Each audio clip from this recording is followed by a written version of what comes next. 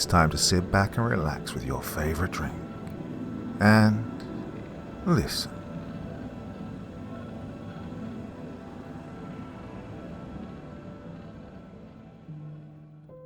They say that everyone has a body double somewhere in the world, an exact replica of themselves, just walking around, living out their life, totally oblivious to you and what you're doing.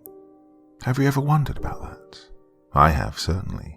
Thus is the situation in tonight's story, another fantastic one from Mr. Outlaw, one of my favourite authors whose work I haven't visited in quite a long time, but I am most certainly back on the case from now on, with another fantastic story from him, and more to come very soon. Well, my dear friends, it's once again time to sit back and relax with your favourite drink, and listen. I'm an after-hours security guard for a medium-sized downtown office building. Not in a terribly dangerous city. Just, well, average. Glamorous, I know. Well, on top of that, I'm either losing my mind or in the midst of some really strange shit. A few nights ago, my boss gave me security tapes that he wanted me to look over. Apparently the guard that I rotated shifts with had quit, but it was a bit unconventional. He didn't give anybody any prior notice. It appears as if he simply left in the middle of his last shift, and we haven't been able to contact him since. On the same night, there'd been a break-in. Seemingly nothing stolen or damaged, just the front glass door, which was now shattered. Now, I knew about the break-in beforehand, but not about the guard. It was weird, but, well, this is kind of a shitty job, so it wasn't anywhere near shocking. My boss wanted me to try and identify who'd done it, and said that, the cops are lazy and it would take weeks for them to even look at it. His quote, not mine. Sure, it was an annoying request, but I guess it's on me for not finishing college. It was a pretty quiet night when I got around to it. My boss told me to look it over on my own time, but, well, that wasn't happening. So, at around 2 a.m., I finally began watching. Took a lot of fast-forwarding until I finally got to something. We were right. The old security guard, Chris, literally got up and left at exactly 2:17 a.m. that night.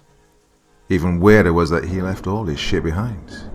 He just walked away. Okay, I thought. Shit happens, whatever. I kept watching until the break-in at 3 a.m. Some medium-built dude dressed in a stereotypical burglar outfit, ski mask included, took a baseball bat and smashed through the front glass door. I'm pretty sure that Chris never even locked it behind him when he left, so that was a waste. Oh, also, our alarm didn't go off because, well, we didn't have one. Cut costs wherever you can, eh? Well, it's a wonder that I still work here, given the fact that some guy could literally break in, stab me to death, and the cops wouldn't even know about it until the morning. But, well, that's beside the current point. The intruder walked in and entered the stairwell, so I tracked him. A bit of a complicated process, but I finally found him on the 6th floor. That's when he took out what looked like a wire. I felt my skin crawl a bit upon seeing that. There's only a few reasons as to why a person would carry wires around in their pockets, and one of them stands out as being particularly unsavory. He started making his way down the corridor, in a manner that I can only describe as methodical, purposeful even, as if whoever he was stalking was not yet aware of his presence. Moments later, the door to a room up ahead of him flung open. He reacted quickly, ducking into an adjacent hallway as somebody else came out. And let me tell you, I was not prepared for who it was.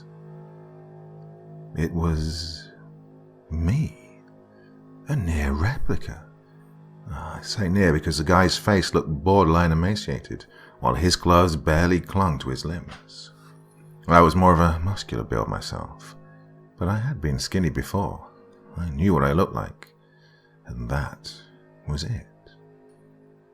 My copy was wearing what looked like some kind of white heavy-duty jacket. Almost looked like something a soldier would wear in an Arctic climate. On top of that, there was a large streak of red covering his chest. Probably doesn't take a detective to figure out what it was, given the circumstances. Well, he also appeared to be exhausted, with one bony hand holding the wall whilst he was doubled over, exhaling like hell. Eventually, he started moving, stumbling towards the intersecting hallways where the mystery man was presumably waiting for him, hands clasped around the wire. I found myself instinctively reaching for my phone to call 911 when I realized this wasn't happening in real time. But even if it was, how was I supposed to describe the situation? As my copy passed by, the mystery man pounced on him, but it seemed as if he was anticipating it, my copy that is, and a vicious struggle ensued. Despite my copy's frail appearance, he still managed to hold the upper hand against the mystery man for a while. Let me tell you, I sure as hell can't fight like that. The combination of the military-grade jacket and the hand-to-hand training that this guy clearly practiced yielded a few possible avenues of explanation. But I was going to need a lot more info in order to really understand what was going on here. Despite being pounded on for a good few minutes, the mystery man eventually landed a lucky uppercut that staggered my copy. He quickly took the opportunity, rushing and forcing the wire around his neck until he went limp. That struggle ended. What followed was interesting. He dragged the body back to the room that my copy had come out of and shut the door behind him. I fast-forwarded up until today. Nobody else came out. Nobody went in. There was nothing I could do for the rest of my shift but just sit there, absolutely floored. The next day, my boss asked me what I'd seen.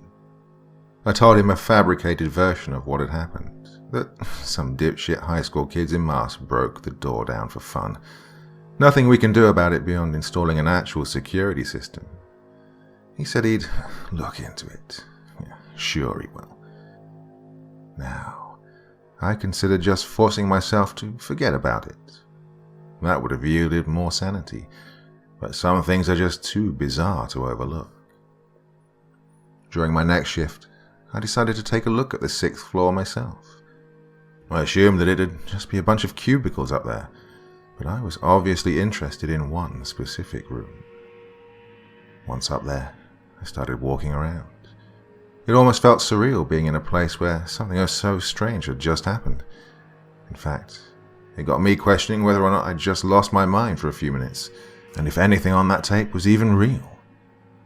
But I got my answer when I saw the stain on the carpet. It was barely noticeable, but I knew what I was looking for, a speck of blood from the struggle. I wasn't sure whether it was from my copy or the mystery man. I kept going down the corridor, trying to locate the room that my copy had come out from. On the footage, it was pretty evident that it had to be the 4th door on the right. I tried the handle. Locked.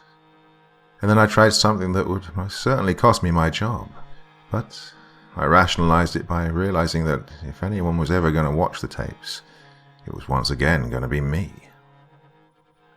I kicked the door down and headed in. It was a conference room, but one that looked to be under renovation. There were dry paint cans, an unfinished carpet job, and dry wall covering the walls, but nothing unusual. Yet, there was bound to be something here. For the first few hours that I stalked the room, I couldn't find anything noteworthy. The other way out of the room was a stairwell exit, so it was reasonable to assume that he simply escaped through there. I was about to give up when I stumbled upon something hidden under one of the desks. A device of sorts. Well, maybe. Couldn't really tell you. Despite being rather small, it was incredibly heavy. A cylindrical-shaped metallic item. It was smooth all around, save for a few buttons that did nothing when I pressed them. Oh, and a dried, bloody thumbprint. Wonder who that belonged to. I stood there, trying to decipher the particulars of the item for an indistinguishable amount of time, but an abrupt noise jarred me back to attentiveness. Footsteps in the hallway.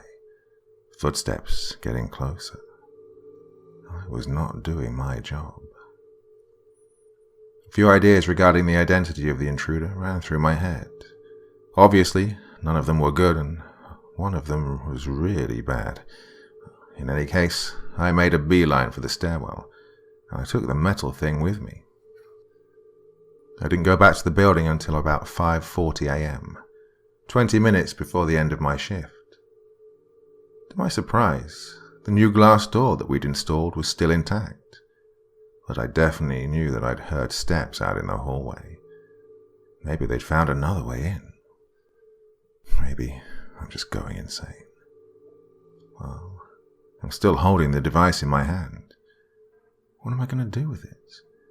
No freaking idea. But I do know what I'm doing next. Time to pay a visit to the old security guard. Chris has to have some kind of answer here. I never knew Chris all that well. He was a work friend at best.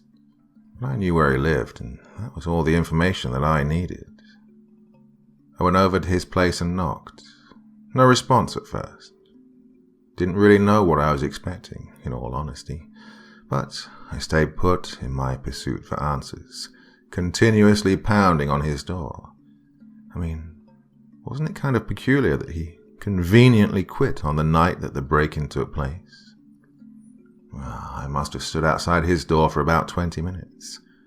Logic would dictate that he simply wasn't home, and I was beginning to believe that, until I heard a noise on the other side.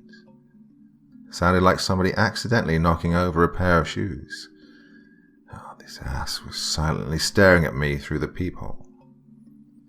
"Chris, open the damn door," I said, in a borderline threatening tone. Still no explicit response. He wasn't doing a great job of concealing the fact that he clearly knew something about what had happened, and then he slipped a piece of paper under my door. In messily scribbled writing, this is what it read. "Can't tell you anything. He'll know." Okay, I thought to myself, that doesn't sound good. I tried knocking for a few more minutes before his neighbors started poking their heads out.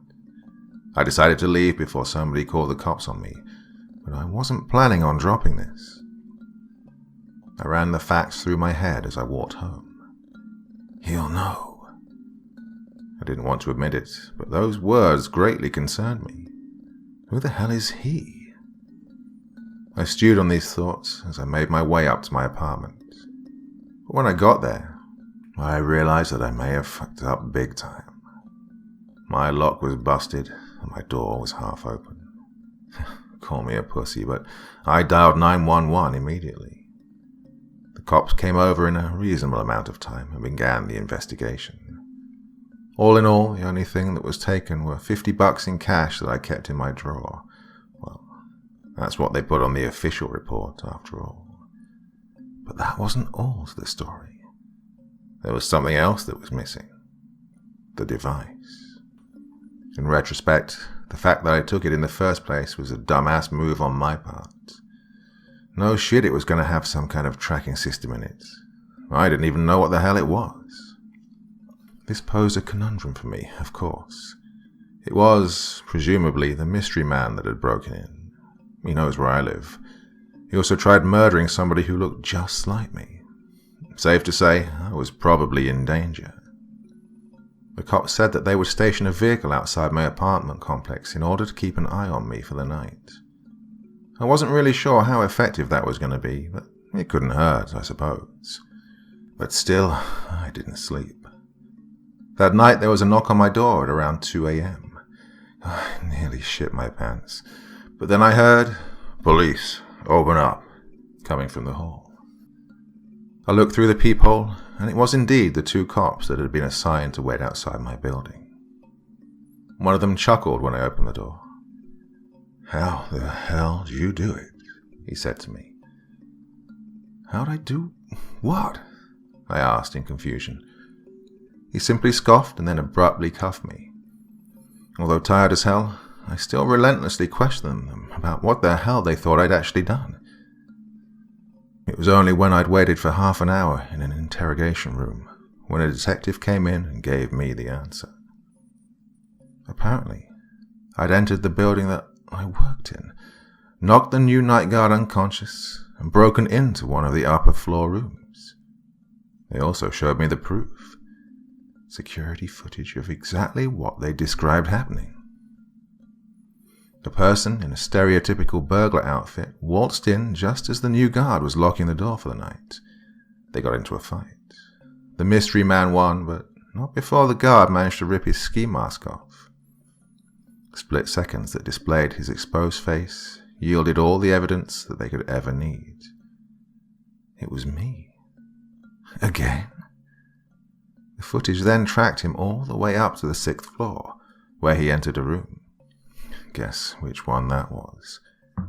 He was also carrying a bag with him the whole time, and it really wasn't a mystery regarding what was in that either. The last recorded footage caught him running out of a fire exit. I couldn't even begin to attempt to answer the detective's questions. I know I didn't do it. Well, you know what I mean. I just kept trying to analyze what kind of situation this put me in. If the mystery man that I'd first seen was also me, then that means there had been at least 2 copies of me out there. And they were trying to kill each other. Then the situation with Chris made more sense. Maybe one of my copies had threatened him. The answer has to be in that device. "Hello?" The detective bowed to me. "You listen to me, Mr. Case?" No, I wasn't. He sighed. "Look, we're just trying to figure things out. What was the plan here?" I reciprocated a sigh. "I don't freaking know." That entire conversation understandably produced 0 conclusions. The detective stepped out and left me alone with my thoughts once again. But no matter how I framed this situation, it was always inexplicable, beyond my comprehension. I sat in shocked silence for about 15 more minutes before the rabbit hole was dug even deeper. I started hearing commotion out in the hallway, and then gunshots. The detective suddenly rushed back into the room, looking confused as hell once he saw me. "How the f..." is all that he managed to get out. "What's going on?" I asked him. He just shook his head before coming over and pulling me up, all while I was still in cuffs. "Oh, we gotta get you out of here."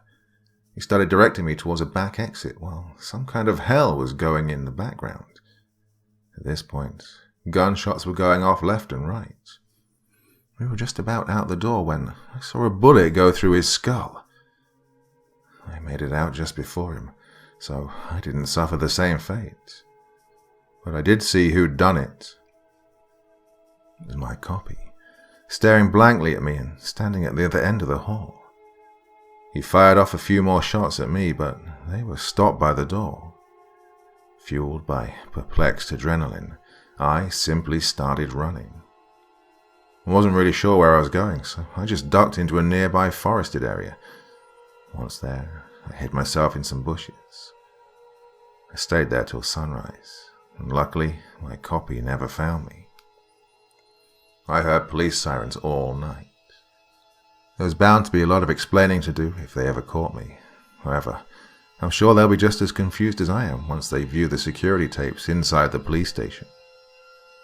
Once I'd convinced myself that the coast was clear, I got up and tried figuring out where I was. It was an excruciating process, trying not to be seen by anyone, given that I still had handcuffs on, but I eventually managed to find my way. I went to somebody who I knew could help me out in this situation, my friend Jack. Now, Jack was a drug dealer, and before you judge me for being friends with a drug dealer, let me preface that by saying that he only sold weed and cocaine, and he's never killed anyone before. I'm pretty sure of that. It was about a 3-hour walk from the city to his farmhouse, but I eventually made it, finally getting the damn cuffs off in the process. Now, he asked questions, of course, questions that I could not answer. Right after shoveling some food down my throat and smoking a joint to calm me down, I went on the internet and looked for any news coverage about the incident. I can't estimate how many cops were killed, but it seemed like there were a lot, so this should have been a big story. But there was nothing. At first I found a few detailing some vague incident near the location of the police station, but after a few refreshes, they disappeared. Somebody was trying to hide this. I can't speculate what's really going on here, but maybe they know something that I don't. It's probably better for me that my face isn't plastered across every TV screen in every local diner, but this also begs even more questions. I'll try and explain the situation to Jack later. Maybe he'll believe me. Maybe he'll think I'm a freaking loon. But as for right now, I don't see a ton of options. My copy's probably searching for me right now.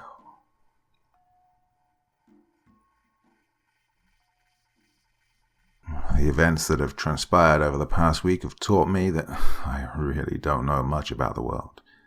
But I do know one thing. I couldn't stay at Jack's anymore.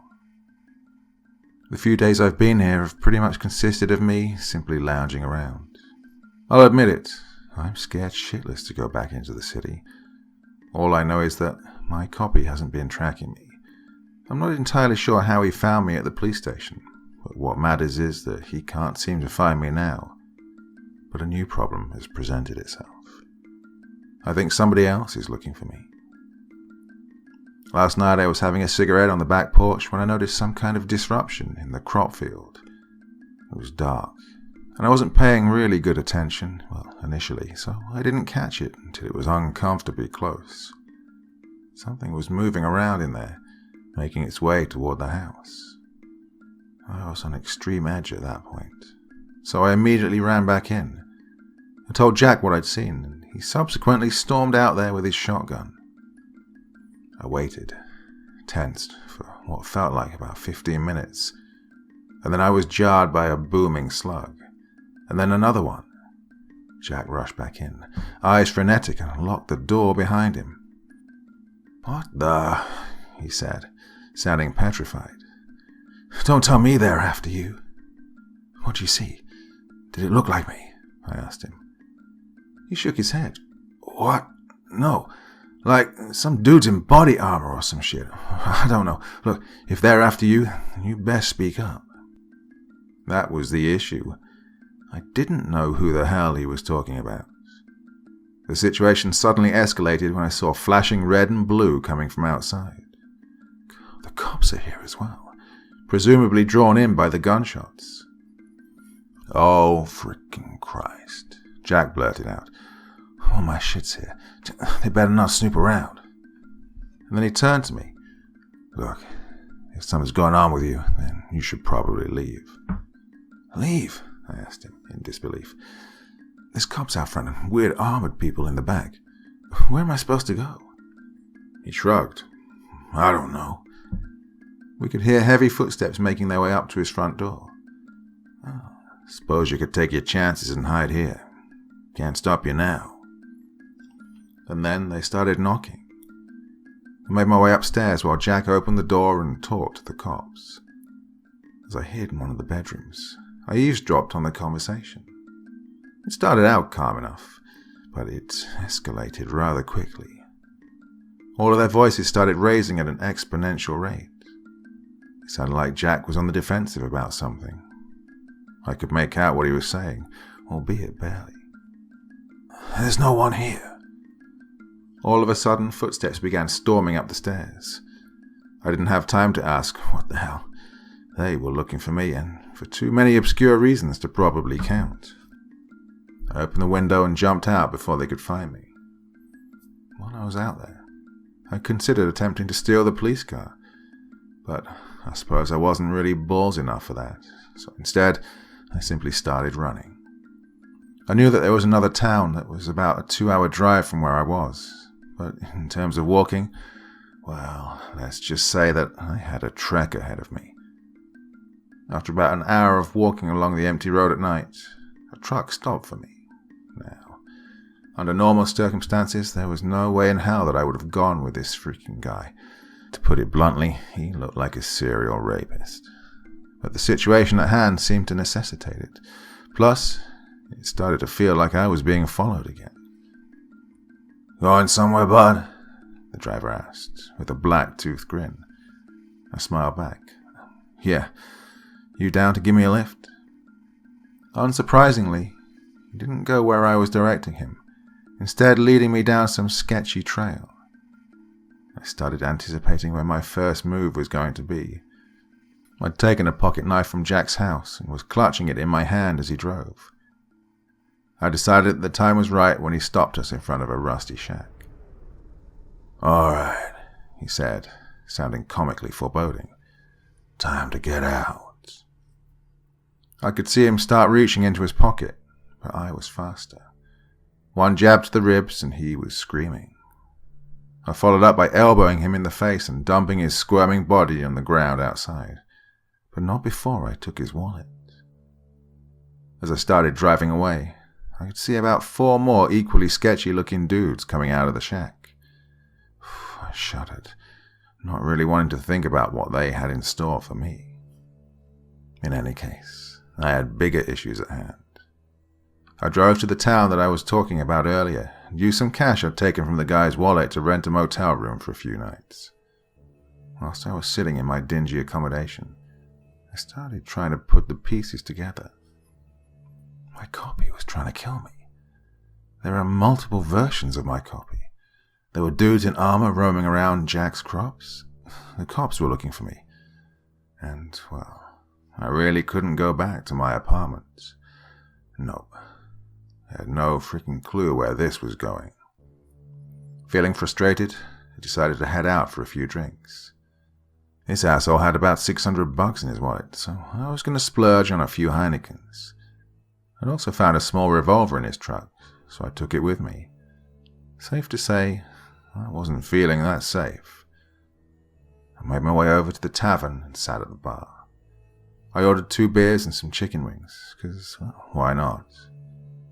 Just as I was getting relaxed, the bartender seemed to recognize me. "Hey, you again," he said to me. Oh, God, no, I thought to myself. Apparently my copy had been here earlier, presumably looking for me. "How long ago?" I asked him. Looking confused, he responded. "About 10 minutes ago. You don't remember?" 10 minutes. Shit. Feeling a bit nauseous, I went to the washroom and weighed my options. I suppose that it made sense to stay, given the fact that the copy had already left.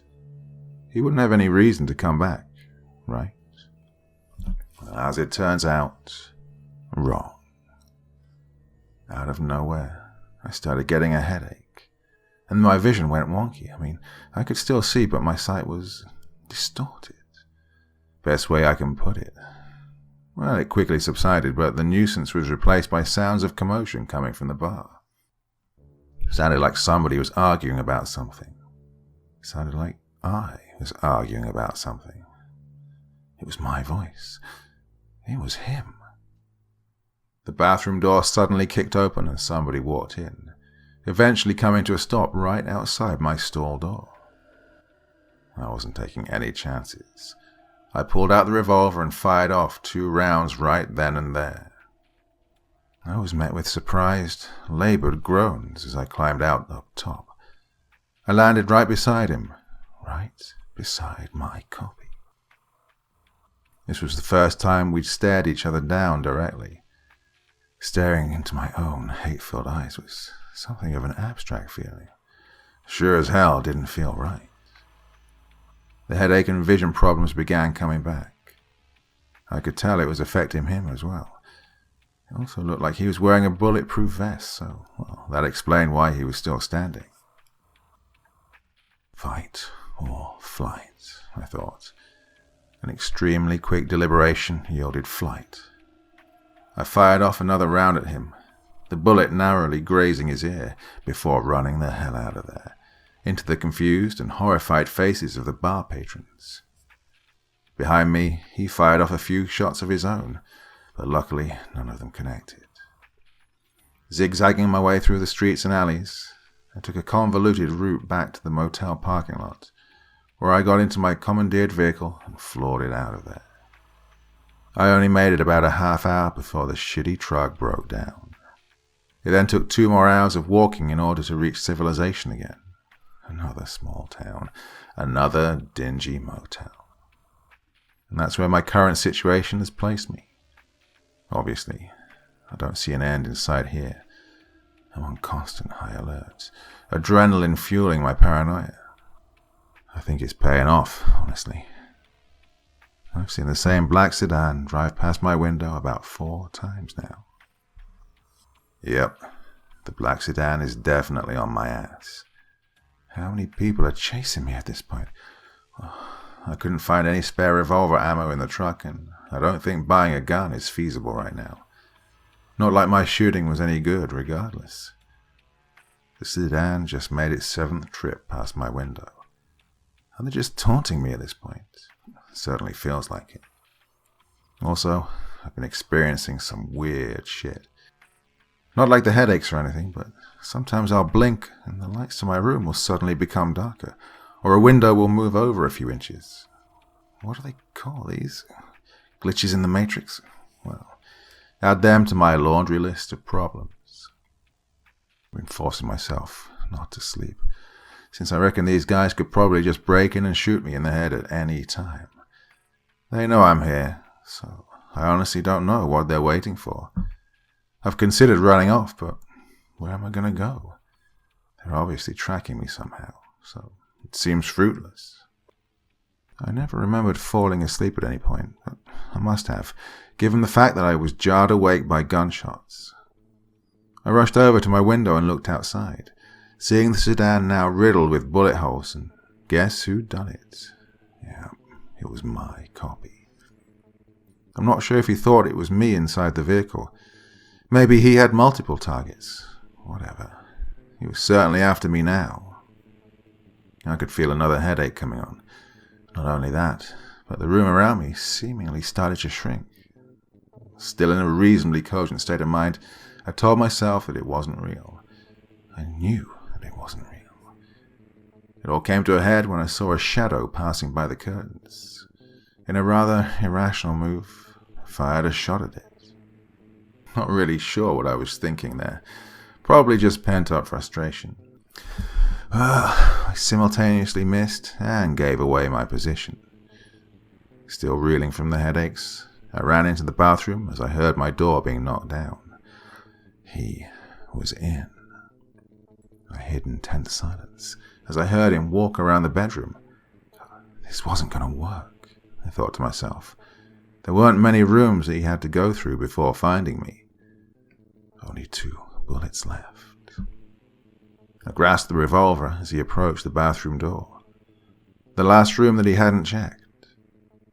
The door suddenly flung open, and I took my last 2 shots. Both misses. I was cornered now, and my headache was reaching near unbearable heights. In a last-ditch effort, I tried tackling him. Thankfully, it took him by surprise, and we went tumbling back into the bedroom. But, well, that was about the extent of the fight I put up. I didn't have any combat experience after all, either on foot nor on the ground. He delivered a few blows to my stomach, and I was suddenly laid out on the carpet, with him standing over me, aiming a pistol point blank at my temple. "Wait," I asked him, trying to come to terms with my obscure loss. "Look, you won, but could you do me a small favor? Please explain to me what the hell's going on." He lowered his gun slightly before smirking. "Yeah, sure. Least I could do." So, I got my answer, but I'm still not entirely sure if I fully understand it. He is me. Not a clone. We were one and the same, just from different realities. He explained how the universe that he'd come from was considerably further ahead, technology-wise, than mine. Far enough to the point where they'd perfected a form of dimension hopping. But in his world he was also a criminal, a large-scale thief. His most recent endeavor? stealing one of the devices that would allow somebody to traverse to different realities. Things went messy during his plan, and he was forced to use the device in order to orchestrate an extremely convoluted escape. And ultimately, he ended up here. But the problem with entering different realities lies in the fact that there will likely be another version of you, and that directly goes against the laws of the natural universe. You see, he and I are identical, but at the same time, we're not. There are subtle differences that set the realities apart, and when they start bleeding together, even in the slightest, well, the universe just can't accept it. At first, the problems are marginal, but the longer that two different versions of the same entity exist in one reality, the worse it gets. Not just for the two involved, but for the reality that they're inside as a whole. That's why killing you was top priority for me, he said to me. Nothing personal, that's a given, but I can't evade the fuckers that are trying to chase me if this reality begins falling apart. You've felt the headaches, haven't you? Seen the visions? That's the universe saying that one of us has got to go. I can deal with everything else later, but for now, he raised the gun once again. Well, this needs to end. Oh, for fuck's sake. I put my arms up in a defensive gesture. He hadn't explained everything yet. Like, why was there more than one copy of us in this reality? Like the one he killed when I first stumbled upon the security footage. But, well, we never had a chance to get to that. Drop the gun. A booming voice suddenly came out of nowhere. At first, I thought it was the police, but I threw that idea aside as I caught glimpses of who it was. 4 large men wearing what looked like expensive militarized suits of armor were pointing massive armaments at us. Across their chests were the white letters NC. My copy sighed. Shit.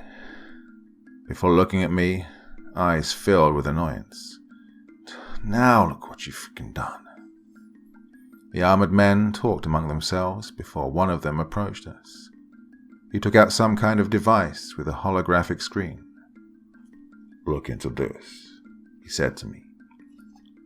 Without much of another option, I obliged, staring into the center of the screen as the thing seemingly scanned my face. After a few seconds, it was over. He's the correct version. Take the other one away, he said, before putting the device away. The rest of the men restrained and led my copy out the door. I could barely react as all of this was happening, simply standing dead still until the sun came up. When everything was said and done, I finally went back to my apartment, still in an extreme state of shock. I haven't made any contact with the police, nor have the police attempted any contact with me, so I'm not really sure where that's going. I suppose I should be glad that this whole ordeal seems to have been concluded, but there's one thing that still disturbs me. The last I saw of my copy, he was smiling.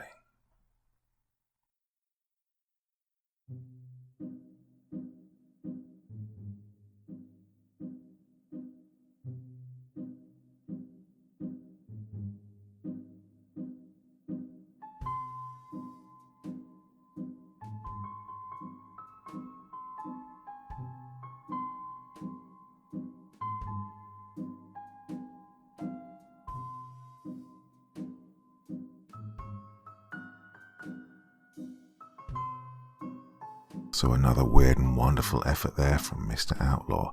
Haven't done one of his stories for quite a while, as I said, but there are a few series coming up. Some that he's finished, some he's still working on, and I am delighted to say that I have permission to record them all for you, and they will be coming up in the next few weeks, let's say, whenever I get around to it. Well, enough for me for this Monday evening. I, of course, will be back again on Wednesday with another fantastic tale for you all. You're going to join me, aren't you? Yes, of course you are. Until then, sweet dreams and bye-bye.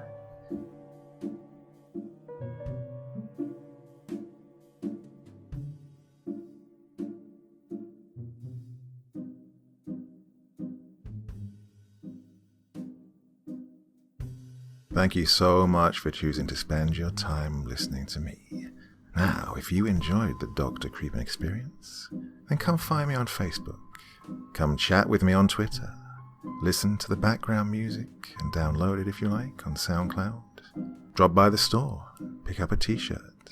And, importantly, if you've got a story you'd like me to read, send it to Dr. Creepen's Vault, the subreddit I set up so that I could read your stories. Now, looking forward to seeing you all again real soon. So, come check me out, okay?